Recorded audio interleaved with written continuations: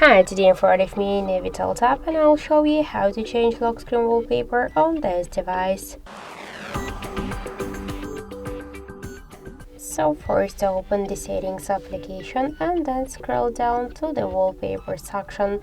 Tap to wallpapers and here we got you could use all photos from your device gallery, from the photos previously taken on your camera or just downloaded from the internet. Also we could use the Google Drive or Google Photos. So let's just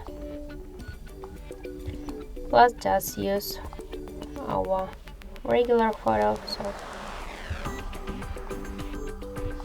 I'll use this one. Tap on the left upper corner to set wallpaper and tap to lock screen.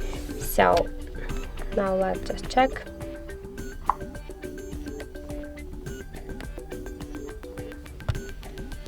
And we can see that we just successfully changed our lock screen wallpaper. Also, we get one more way how we can do that. Just first hold for a while home screen with your finger, then tap to wallpapers. And by the same way, select the regular wallpapers or Google Photos and just select your wallpapers, tap to the left upper corner, click to lock screen, and that's it. So thank you for watching, and if you find this video helpful, leave thumbs up and subscribe our channel.